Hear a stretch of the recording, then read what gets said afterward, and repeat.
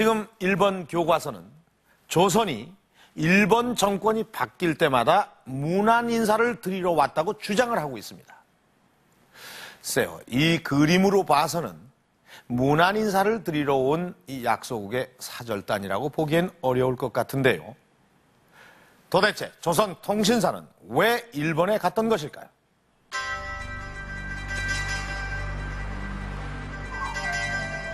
통신사의 모습은 일본 전역에 무수히 많이 남아있다. 통신사가 지나는 지역마다 일본의 화원들이 너도나도 그 모습을 그렸기 때문이다. 이 그림 속의 통신사 행렬은 무려 3천여 명. 조선 측 통신사 일행 500명에 일본 측 고위 관리가 800여 명, 말이 800여 마리나 동원됐다.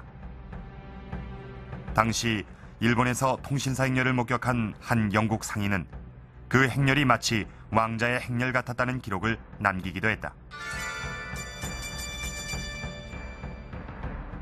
통신사가 처음 일본에 온 것은 1607년. 양국이 국교를 재개했음을 의미한다. 조선은 침략국인 일본에 왜 통신사를 보냈으며 일본은 왜 이토록 환대했던 것일까? 일본 교과서는 아무런 설명 없이 단지 양국이 국교를 재개했다고만 언급하고 있다. 그렇다면 당시 일본의 사정을 알아보자.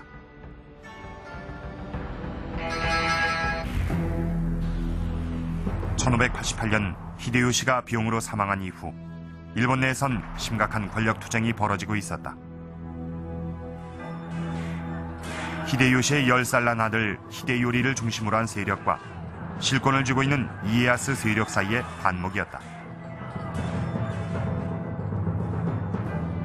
양대 세력의 정권 쟁탈전은 이른바 세키가하라 대결전에서 이에야스가 승리하게 되므로 일단락된다. 그러나 무력으로 정권을 잡은 이에야스의 권력 기반은 아직 불안정한 상태였다. 반발 세력을 무마하고 정통성을 확보할 방안을 넣고 고민하던 이에야스는 결국 조선의 사절단 파견을 요청한다. 그 국교 재개의 필요성은 사실 조선 정부보다는 막부 정부가 더 급했습니다.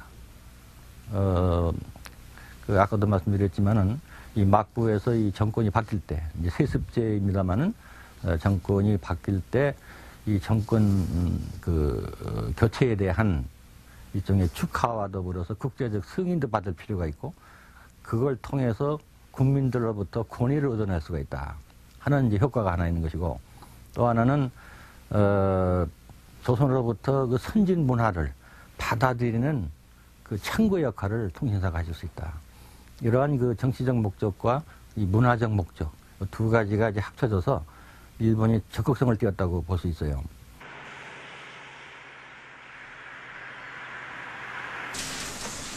당시 일본의 국교 재개 요구는 집요했다.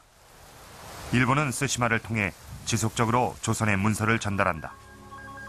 당시 쓰시마의 책임자였던 아메노모리 호슈. 호슈는 조선과의 화친이 막부의 권위는 물론 국내 제후 통제에도 이롭다고 생각한 당대 지식인이었다. 그가 남긴 책 중엔 과거 여몽연합군이 쳐들어왔던 것처럼 조선과 명이 복수의 군대를 보낸다면 어떻게 할 것인가 걱정하는 대목도 있다. 결국 조선은 통신사 파견을 허락한다. 통신사 파견을 간절히 희망했던 일본 측의 환대는 통신사가 부산 앞바다를 떠나는 순간부터 시작됐다. 호위선 144척에 선박을 안내하는 예인선 234척, 무려 1000여 척의 일본 선박이 마중을 나왔다. 그렇게 해서 오사카에 이르면 일본 천황이 타는 천어좌선이란 호화선이 통신사 일행을 육지까지 인도했다. 이때 동원된 수부가 각 번마다 3000여 명. 그들마저 천황을 맞이할 때나 입는 예복을 입을 정도로 이것은 최고의 환대였다. 그러나 교과서는 정권이 바뀔 때마다 찾아왔다고 적고 있다. 이것은 조선이 쇼군에게 문안 인사를 드리러 온 것처럼 보인다.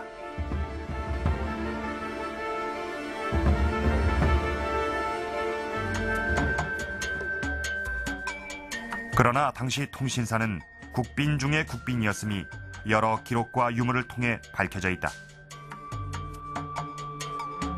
통신사의 숙소는 올 때마다 새로 신축했는데 최근 발굴된 설계도를 보면 무려 1000여 명이 묵을 수 있는 수백 간의 대형 영빈관이었음을 알 수 있다.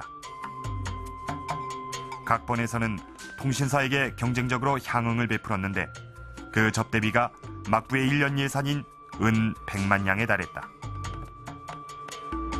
정사의 음식상을 보면 탕 3가지, 나물 15가지가 오르는 본상을 비롯해 무려 15개의 상이 차려질 정도였다.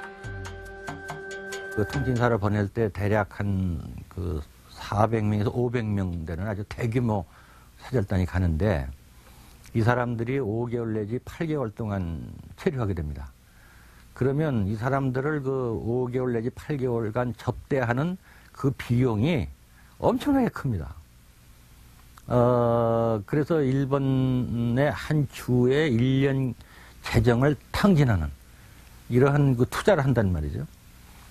그런 그 투자를 하는 이유가 뭔가 얻는 게 있기 때문에 그렇다 이거죠. 그리고 이제 그 특히 그 문화적인 영향이라는 것은 상상을 초월하는 겁니다. 통신사가 한번 갔다 오면은 일본 열도 안에 조선 붐이 일어나요. 그래서 통신사를 찾아오는 그 학자, 문인들 이런 사람들이 인산인해를 이루고 이 사람들은 우리나라 통신사와 만나서 시를 받는 것을 일생일대의 영광으로 생각합니다. 그래서 이제 그 신문을 받아가지고 받아 놓는 그러한 이 교류 자체가 일본의 독후가 문화를 성장시키는 밑거름이 되죠. 에도, 지금의 도쿄 거리를 행진하는 통신사의 모습을 담은 이 그림은 에도 시민들이 통신사를 어떻게 맞이했는지 보여준다. 거리엔 통신사를 구경하기 위한 인파로 발디딜 틈이 없다. 통신사가 오는 날은 일본의 축제날이었던 것이다.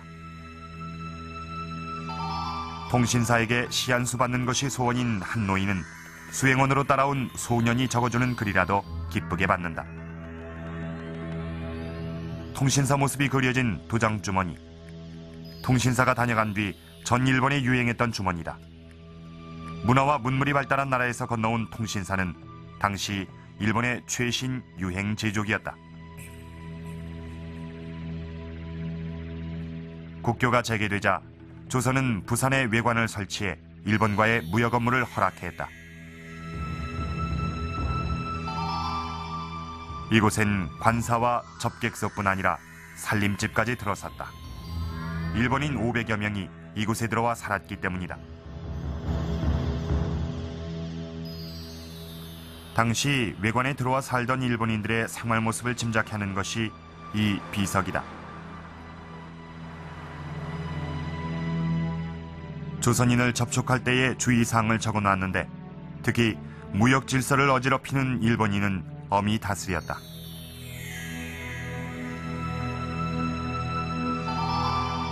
조선 정부가 허가하지 않은 밀무역을 하면 사형에 처했고 물품 거래 시 웃돈도 금지했다. 조선은 외관을 철저하게 관리한 것이다.